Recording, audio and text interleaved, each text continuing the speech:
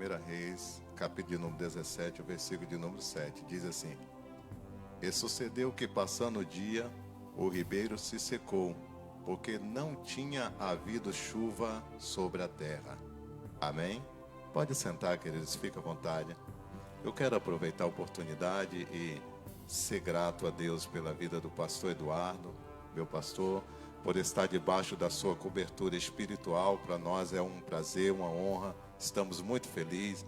Pastor Romildo, que foi quem nos recepcionou quando nós chegou aqui, na ausência do pastor Eduardo, recepcionou super bem. Queridos, nessa noite Deus tocou em meu coração uma palavra muito conhecida, né, que fala sobre a vida do profeta Elias. Por quê? Porque, como diz aqui o nosso evangelista, nós estávamos ouvindo aqui os louvores, a palavra da nossa pastora, e a gente vê que nesses últimos dias nós estamos passando por um momento de ribeiro seco. Eu estava trabalhando hoje, todas as pessoas que vinham conversar comigo ou pedir conselho, falavam: pastor, estou passando por essa situação no casamento, estou passando por essa situação de saúde, estou passando por essa situação financeira. E eu entendi que nós estamos passando por dificuldade, por dias muito difíceis, né? Então Deus colocou no meu coração, e se eu fosse colocar um título nessa mensagem, seria: os aclives e os declives da vida, os altos e baixos da nossa vida. Dizia o meu pai, quando era pastor, eu ainda menino, ele, na sua simples palavra, ele dizia que a nossa vida é comparada a uma roda gigante. E ele dizia assim: olha, tem momento que a roda gira e a gente fica em cima, tudo dá certo. Parece que tudo vai bem, você pensa que aquilo vai dar errado, mas dá certo. Financeiramente está bem, a saúde está bem, a família está bem, está tudo bem. Mas quando ela gira, que você fica embaixo, tudo dá errado. E às vezes ela para no meio. Aí ele dizia assim, na simplicidade da palavra dele, ele dizia: olha, eu vou dar um conselho aqui para cada situação. Aqueles que estão em cima, cuidado, porque a qualquer momento ela pode rodar e você ir lá para baixo. Aqueles que estão embaixo, não desespera, porque Deus está no comando de todas as coisas. E o choro só dura uma noite, amanhã você vai sorrir. E ele dizia: e aqueles que estão no meio, fica atento, porque se descer, não murmura, porque se a porta fechar, ele continua sendo Deus. Se a porta não abrir, ele continua sendo Deus. Se ele abrir, ele é Deus sobre a tua vida, dizia o meu pai. E eu entendo que nós somos assim, e precisamos estar atento. E isso não acontece só com nós. Acabamos de ler aqui agora que o profeta Elias estava passando por um momento de ribeiro seco na vida dele. É uma palavra nessa noite de conforto para seu coração. Se você adentrou aqui e o ribeiro está seco na sua vida, as adversidades estão assolando, se a situação está difícil, fica tranquilo, porque eu quero ser profeta hoje sobre a tua vida e dizer que ao sair daqui, esse ribeiro vai voltar a jorrar água sobre a tua casa, sobre a tua vida, sobre a tua saúde, sobre a tua família. E eu entendo que o ribeiro, ele não se seca só por pecado, porque tem pessoas que falam assim: olha lá, está passando por provação porque está em pecado. Tem pessoas que dizem assim: olha lá, está vendo? Aquilo ali deve ser alguma coisa que Deus está cobrando. Não, irmão. Lógico, sabemos que desobedecer a Deus, pagamos as consequências do pecado. Mas existe também ribeiro seco por você enfrentar Satanás, afrontar Satanás. E muitas vezes o próprio Deus te coloca em um momento de ribeiro seco, para você entender que é Ele que está sobre a tua vida, no comando de todas as coisas. Por que o ribeiro se secou na vida de Elias? No capítulo 17 aqui, começa a história de Elias. Ah, pastor, mas Elias não é aquele que subiu no carro de fogo? Mas aqui não era ainda. Mas Elias não é aquele que orou e caiu fogo do céu? Mas aqui não era ainda. E quem era Elias? Igual a mim e você, anônimo, não era conhecido. Por quê, pastor? Porque a Bíblia está dizendo aqui detalhe da vida de Elias para explicar quem era Elias. Um certo dia, um Elias tibita, morador de Gileade. Não precisa eu falar detalhe da sua vida se você é famoso. Mas eu já aprendo algo aqui nessa noite. Deus não está preocupado com quem você é. Deus não está preocupado se você é famoso ou não, se você é anônimo ou não, aonde você mora ou não. Elias aqui era anônimo, mas Elias aqui estava aberto para Deus falar, usar da maneira que queresse usar. Aí Deus pega Elias e coloca Elias para falar com Acabe. Deus coloca Elias para falar com a liderança daquela época. Deus coloca Elias para falar, mas não é uma palavra que agrada quem vai ouvir. Porque hoje nós estamos vivendo em um tempo de sensibilidade espiritual. Você tem que ter cuidado com o que você fala. Você vai ministrar, você tem que ter cuidado. Eu sou da época, eu me lembro, eu sou muito antigo na igreja, viu, irmãos? Eu nasci e cresci no evangelho. Eu fui disciplinado porque eu tomei Coca-Cola. Na época era pecado. Então eu sou dessa época. Mas eu lembro que naquele tempo o povo era fortalecido na fé. E as pessoas falavam e o povo chorava, sentia a presença de Deus. Hoje não, hoje nós temos que ter cuidado. Por quê? Porque senão daqui a pouco a ansiedade, a depressão pega alguém e diz assim: foi a palavra que aquele irmão falou. Só que Elias não, Elias ele não tem esse problema, é obedecer a voz do Senhor. Ele entende que na presença do Senhor o cardápio é só um alimento só. Não é igual você chegar no restaurante e falar qual é o alimento e qual é a carne. Tem peixe, frango, tem carne aqui assada, cozida. Ah, não gosto de peixe, eu gosto de frango. Na casa de Jeová, na presença de Jeová, adiante da vontade do Senhor, é um só, é maná. Eu não quero, então vai morrer de fome. Com Deus não tem escolha, irmão. É aquilo que Deus quer, é aquilo que Deus fala. Não era o que Acabe queria ouvir, mas era o que ele precisava de ouvir. Deus não está preocupado com o que o pastor Ziel quer ouvir. Deus está preocupado com o que o pastor Ziel necessita de ouvir.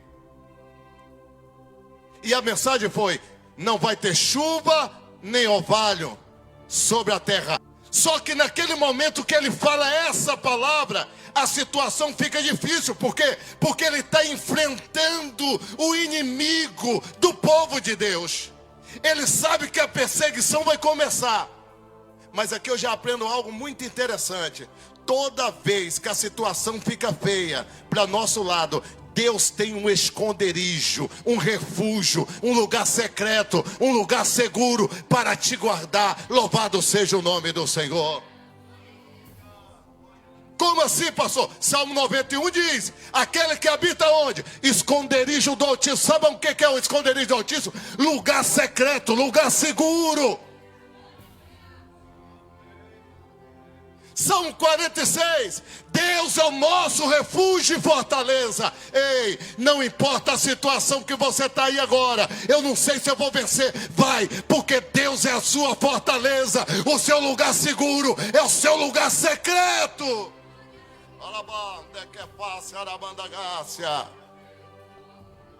Toda vez que você está fragilizado, Deus ele te leva para o lugar secreto dele e te coloca lá. E aí o inimigo tenta te encontrar, mas não consegue, porque você está protegido debaixo da sombra das asas do Altíssimo. É um lugar seguro. Mas alguém pode dizer assim: ei, cadê aquela irmã? Porque hoje nós estamos vivendo num tempo da rede social. Se você some, já teve alguém perguntando para mim e para minha esposa: cadê vocês? Sumiram? Não vejo mais nada? Não vejo postando mais nada? Né? Só que quando você está no lugar secreto de Deus, você tem que ficar anônimo. Você tem que ficar. Tem momento que você tem que ficar só você. Olha o que a Bíblia diz: entra para dentro do seu quarto, fica quietinho, em silêncio, fala em silêncio. Por quê? Porque ninguém vai ver, ninguém vai ouvir, ninguém entre vírgula. Por quê? Porque quem necessita de ouvir e pode resolver a sua situação vai estar com você naquele lugar. Quem conhecia Elias disse assim: Elias está acabado. Por quê? Porque Elias sumiu, Elias foi embora. Porque Deus falou com ele: vai para a beira do ribeiro de Querite. E ribeiro de Querite significa lugar de fundição. Sabe o que é fundição? Para quem é do interior igual eu, é onde derrete um ferro velho, né, algo velho, e faz algo novo. derrete, faz o líquido, coloca ali na forma, na terra, né? E faz ali um motor novo, uma panela nova, algo novo. Sabe o que Deus está dizendo? Para quem falava que Elias estava morto, estava dizendo: ei, vocês conheceram um Elias que estava lá embaixo, anônimo, mas quando Elias sair da beira do ribeiro de Querite, vai ser um Elias diferente, um Elias que vai subir na carruagem de fogo, um Elias que vai orar e fogo vai cair do céu. Ei, eu tenho uma palavra profética para você nessa noite. De repente alguém está olhando e está dizendo assim: ei, cadê aquela irmã? Cadê aquele irmão? Deus está dizendo: fica tranquilo, você está no lugar secreto, no lugar de fundição. Quando você sair daí, é diferente. Eu estou vendo que você é diferente, é porque eu passei no lugar secreto de Deus.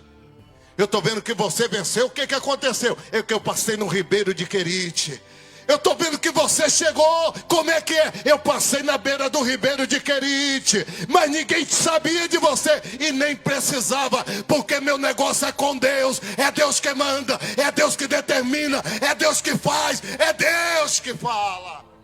Aí a Bíblia diz que ele estava na beira do ribeiro de Querite, e a Bíblia diz, e vocês conhecem muito bem essa história: os corvos levavam pão e carne para ele, e ele tomava da água fresquinha do ribeiro de Querite. 3 anos e meio ficou sem chover, mas o profeta, ele tinha a providência de Deus.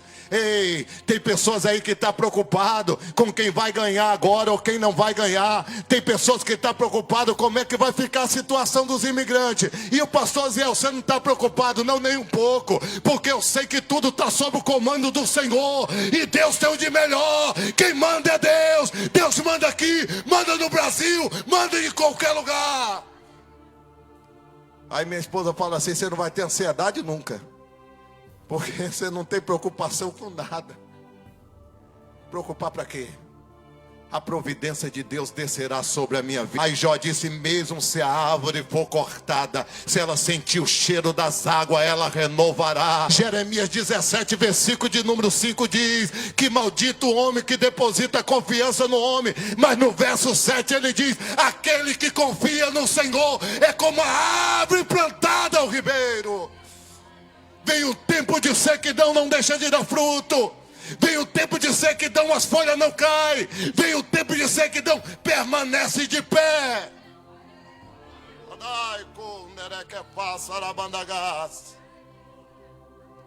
Estava Elias na beira do ribeiro de Querite, e a Bíblia diz que os corvos levavam pão e carne. Qual é o objetivo de você estar no lugar secreto de Deus? É porque Deus quer testar a sua visão, e Deus quer mostrar que Ele está no comando de todas as coisas. Como é esse negócio, pastor, de visão? Se nós pegar o livro de João, no capítulo de número 3, vocês vão ver o encontro de Jesus com Nicodemos. E é bom de pregar aqui, porque aqui, como o pessoal, eles gostam de estudar, né? Quando a gente fala, é verdade. Você vai ver o encontro de Jesus com Nicodemos. No versículo de número 3, do capítulo 3, a Bíblia diz que Jesus diz para Nicodemos: olha, Nicodemos, você não acredita que eu sou filho de Deus, porque você é nascido da carne. E se você não nascer de novo, você não verá o reino do céu. Aí no versículo de número 6 ele diz assim: porque quem é nascido da carne é carne, mas quem é nascido do Espírito é Espírito.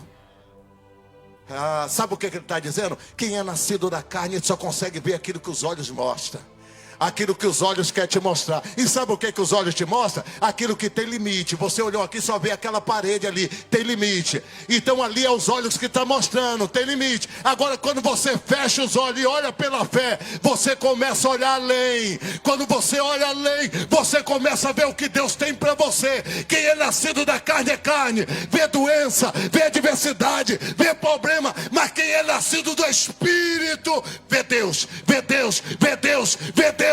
Vê Deus, vê Deus.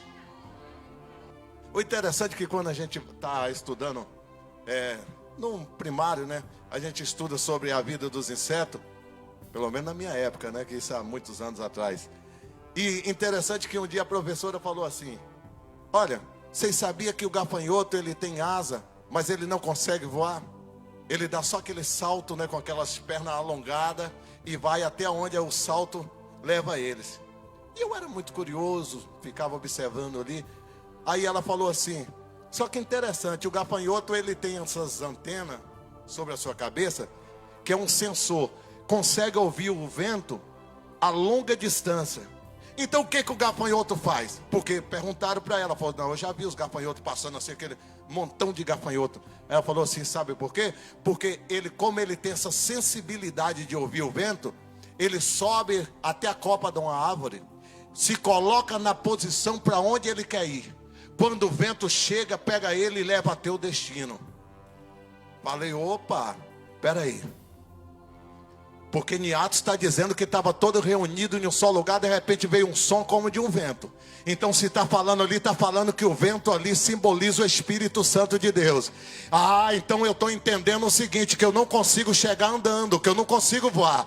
Mas se eu tiver sensibilidade, colocar na posição correta, na direção para onde eu quero chegar, o vento vai levar e eu vou alcançar o objetivo. Eu vou chegar na minha bênção, eu vou alcançar meu milagre, eu vou receber a minha vitória. Isso é fé, irmão. Nós poderíamos estar falando nessa noite sobre fé e encaixar exatamente aqui. Porque o que é fé? É exatamente aquilo que os seus olhos não conseguem enxergar. Aí você vê uma pessoa cheia de fé, como é que é, pastor? Que é uma pessoa cheia de fé?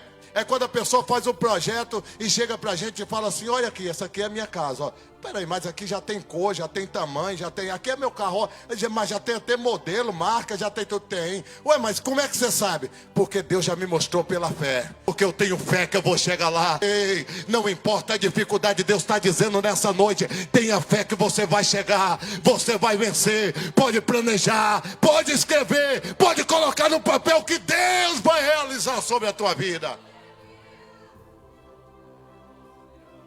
A primeira coisa que Deus queria testar no profeta era a visão dele.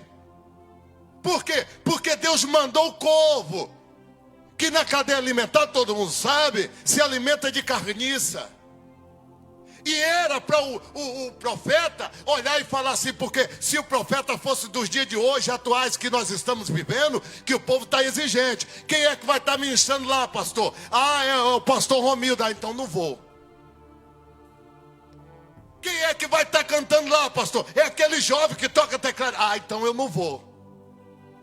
Quem é que vai estar lá? Ah, vai ter o cantor que estão convidando de tal lugar. Aí a igreja enche, sabe por quê? Porque está preocupado com quem está levando o alimento. Se você se preocupar com quem leva alimento, muitas vezes vai ficar com fome. Mas se você se preocupar com o alimento, que é providência de Deus, pode ser uma criança, pode ser uma irmã, pode ser um irmão, pode ser um idoso, pode ser um adolescente, pode ser um jovem. Deus usa, Deus fala, Deus manda, Deus alimenta, Deus fortalece. Imagina, você está na beira do ribeiro, chega o corvo que se alimenta de carniça e traz alimento para você. O que você ia dizer? Ah, não quero não. Não é Deus que está mandando não. Deus estava testando a visão do profeta. Cuidado, porque Deus às vezes pode testar a nossa visão, para saber qual é a nossa visão. Louvado seja o nome do Senhor. O profeta não, ele olhava e quando o corvo não chegava, ele já ficava preocupado. Deus, cadê? Cadê Deus? Mas é corvo, não importa, porque para mim o importante é o que Deus está mandando. Pela via que está mandando, da forma que está mandando, como está chegando, para mim não importa, é Deus que está mandando. E se Deus está mandando é bênção, se Deus está mandando é vitória, se Deus está mandando é bom, se Deus... Ei, adai, aquilo que Deus manda para você é o que você necessita. O corvo levava pão e carne. Segundo, era para testar a visão, sim. E segundo, pastor, é porque naquele tempo eles descobriam onde tinha água quando via os pássaros passando. Seguia, chegava lá, topava água. Quando passava couve, ele não seguia, pastor, não, porque o couve se alimenta de carniça. Aí eles falavam, é porque os animais morreram, está putrificado e os couves estão lá comendo o cadáver daqueles animais. Não é. Sabe para que Deus fez isso? Para confundir a cabeça do inimigo, porque aquilo que é seu e ninguém toma. Ah, você não entendeu. Aquilo que é seu, o inimigo não toma. Eu estou preocupado, porque tem alguém melhor do que eu, sabe mais que eu, meu irmão. Fica sossegado. Quem te mandou foi Deus. Quem te colocou foi Deus. Quem te deu foi Deus. Quem te chamou foi Deus. É corvo, nada. É animais que morreram. É nada. É o profeta que está sendo alimentado por Deus. A Bíblia diz que o profeta ficou tão à vontade, porque o ribeiro tinha água, que ele desejava já não sair mais dali. Imagina, 3 anos e meio, debaixo de um pé de salgueiro, encostado naquela sombra, tomando água do ribeiro, não precisava nem levantar, estou conjecturando. Pegava com a mão e tomava. O corvo já vinha, trazia pão e carne, não precisava nem ele ir até o corvo que trazia até ele. Olha que coisa boa. Aí ele falava, para que eu vou fazer a vontade do Senhor? Missão? Nunca mais. Aqui está tudo bem. Será que tem alguém desse jeito, irmão? Quando as coisas começam a ficar bem, está tudo bem. Mas quando você está vivendo um momento de ribeiro cheio, a gente fica selecionando o dia de ir ao culto. Ah, hoje eu não vou, só vou no dia da festa das irmãs. Eu só vou no dia do culto da festa dos irmãos. Eu só vou no domingo. Ah, só vou no dia de que tiver caravana. Aí sabe o que Deus faz? Vai lá e fecha a torneira do ribeiro. Aí quando fecha a torneira do ribeiro, você quer descobrir uma pessoa que está passando por ribeiro seco? É aquela pessoa que está todo dia na oração. Pastor, não tem oração? Não tem não. Então me dê a chave que eu quero orar na igreja hoje. Isso aí é ribeiro seco, irmão. Porque quando o ribeiro está cheio, a gente fica aquela preguiça. Ah, hoje não dá. Hoje não tem como. Hoje eu estou cansado. Hoje está muito frio. Mas alguém convida para ir na casa, a pessoa sai correndo e vai. E por que não está com frio para poder ir na casa do irmão, da irmã? Então Deus vai lá e fecha a torneira do ribeiro. Só que tem uma coisa, ele não fecha para nos matar de sede, não. Ele só fecha para você entender que o comando é dele, é ele que manda. Ele está na direção da tua vida, ele está no comando da tua família, da tua vida conjugal, financeira, da tua saúde. É ele que está sob o comando. Aí quando o ribeiro se seca, aí a primeira coisa que a gente faz é ficar de pé e falar, fala Deus, qual é a sua vontade, qual é a missão? Foi assim com o profeta. Deus, o que eu tenho que fazer? Porque senão eu vou morrer. Tem pão e carne, mas não tem água. Deus fala, desce. Pode descer para a cidade que tem logo abaixo. Porque tem uma viúva lá. E ela vai te alimentar. Porque a Bíblia diz que quando ele chega na entrada da cidade, ele encontra a viúva pegando graveto. Graveto significa que ela não tinha uma comida boa. Como, pastor? Eu sou da roça. Toda vez que minha mãe falava, vai pegar graveto, eu sabia que a comida não era boa. Era só arroz, ovo frito e acabou.